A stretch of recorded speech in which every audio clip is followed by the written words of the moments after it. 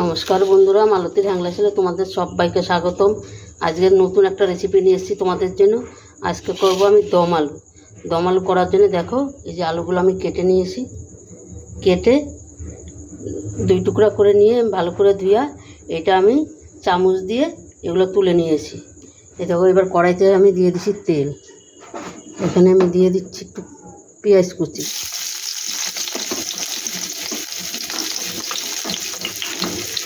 চার পাঁচ কোয়া রসুনও দিয়ে দিলাম, সাথে দিয়ে দিলাম আদা,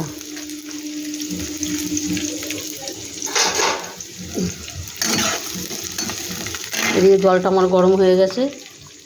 এখানে আমি আলুগুলো দিয়ে দেব। আলুগুলো আমি দিয়ে দিচ্ছি। আলুগুলো একটু আমি ভাপিয়ে নেব। দিয়ে দিলাম আন্দাজ মতন লবণ, আর দিয়ে দিলাম একটু হলুদ। এটা একটু সিদ্ধ হইতে থাক। একদম পুরোপুরি সিদ্ধ করব না, আমি কিছুটা সিদ্ধ করব।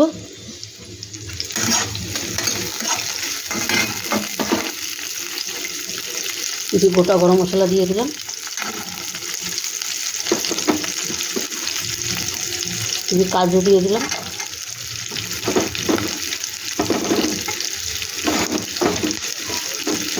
একটা টমেটো দিয়ে দিলাম, একটু লবণ দিয়ে দিলাম, একটু লঙ্কার গুঁড়ো দিয়ে দিলাম,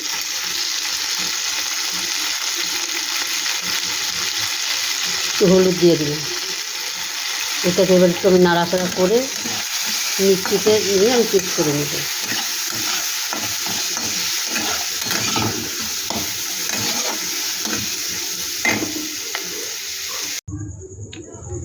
বন্ধুরা দেখো, আলুটা আমার সিদ্ধ হয়ে গেছে, বেশ সুন্দর করে আমি সিদ্ধ করে নিয়েছি।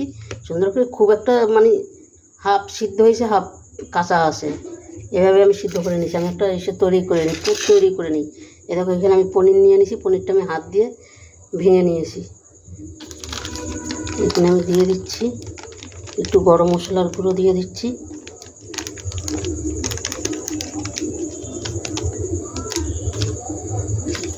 দিয়ে দিচ্ছি দেখো একটু গোলমরিচের গুঁড়ো,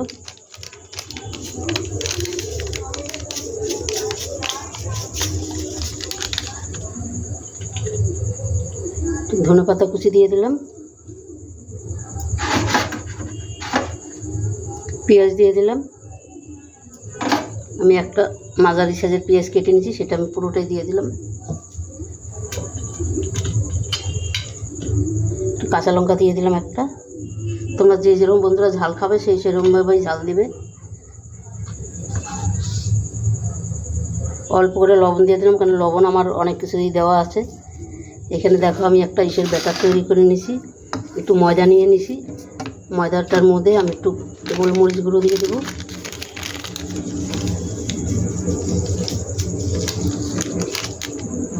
আর সামান্য একটু লবণ দিয়ে দিলাম।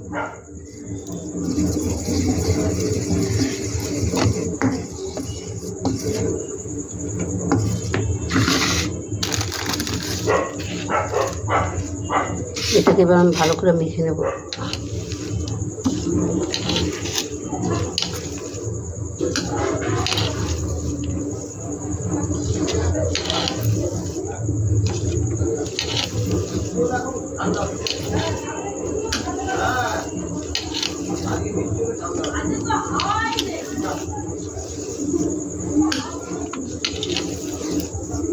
এটা আমার মাখা হয়ে গেছে। এবার আমি পুরটা ভরে নেব।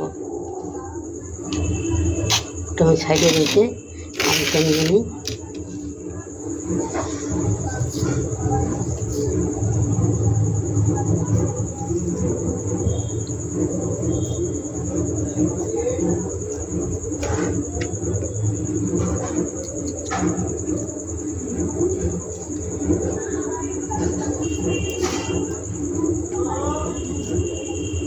এই দম আলুটা খেতে বন্ধুরা দারুণ হয়। এইভাবে একবার তোমরা করে দেখবে ঘরে, অসাধারণ হয়, অসাধারণ। এত সুন্দর হয় খেতে, তোমাদের কি বলবো।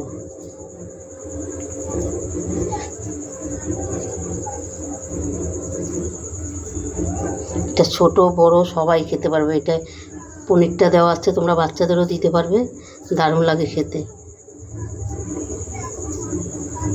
এটা ভাত, রুটি, পরোটা, রাইস সব কিছু দিয়ে খেতে পারবে। এক হাত দিয়ে বন্ধুরা করতে হয় তো একটু অসুবিধা হয়ে যায়।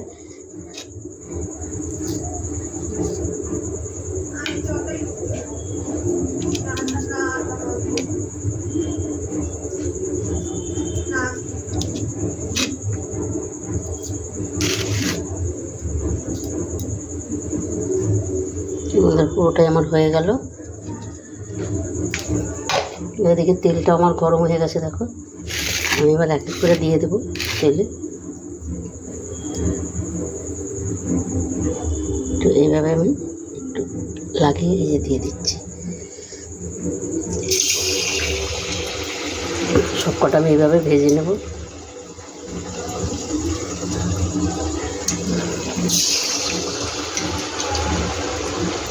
আলুটা কিন্তু ভালো করে ভাজতে হবে। এইটাই কিন্তু আলুটা, এই ভাজাটাই কিন্তু খেতে হবে। এইভাবেই ভালো করে ভেজে পুরো রান্নাটা কিন্তু এই ভাজার পরেই হবে।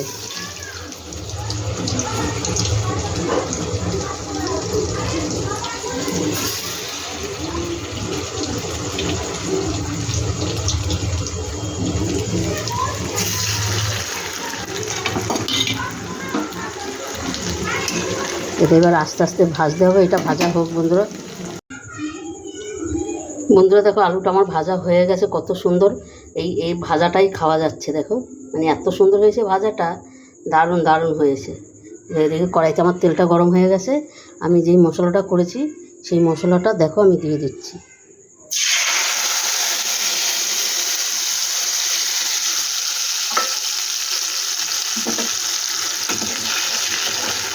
এখানে দেখো এমন কিছু আমার দিতে হবে না। আর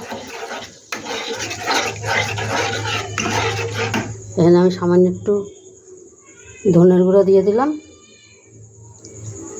আর একটু জিরার গুঁড়া দিয়ে দিলাম। আমি হাত দিয়েই দিলাম।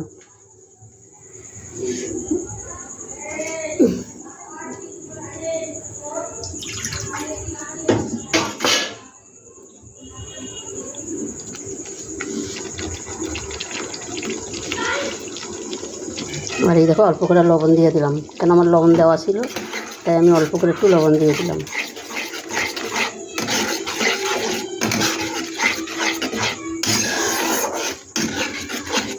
এটাকে একটু ভালো করে আমি এবার কষিয়ে নেব, তাহলে আমার রান্নাটা কমপ্লিট।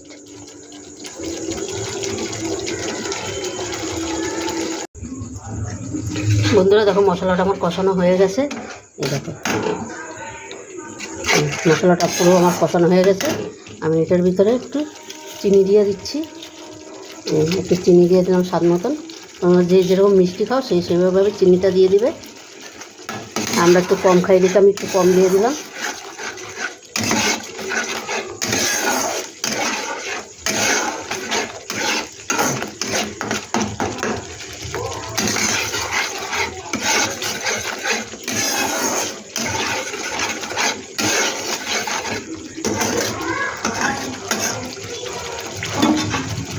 আমার কিন্তু এটার মধ্যে সব কিছু দেওয়া হয়ে গেছে, গরম মশলা সব দেওয়া কমপ্লিট। আমি এবার এটা নামিয়ে দিই।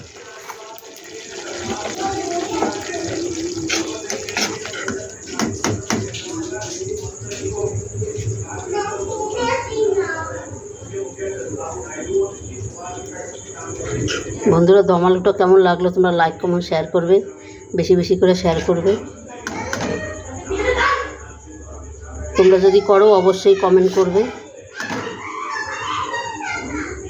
আর সাবস্ক্রাইবার করতে ভুলবে না বন্ধুরা। আর এটা এত সুন্দর খেতে টেস্টি হয়, দারুণ দারুণ হয়। অন্তপক্ষে বন্ধুরা তোমরা একবার বাড়িতে একবার অন্তপক্ষে করে খেয়ে দেখবে।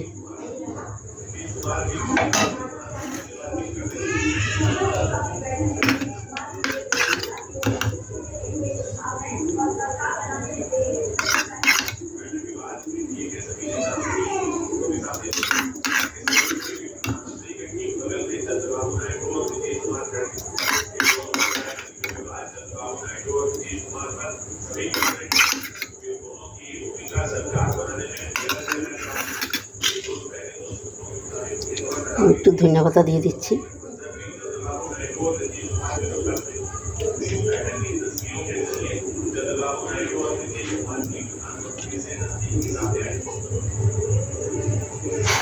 দেখো কত সুন্দর লাগছে, এত সুন্দর লাগছে, মানে কী বলবো তোমাদের, দারুণ দেখতে যেরকম সুন্দর, খেতেও কিন্তু সেরকমই সুন্দর।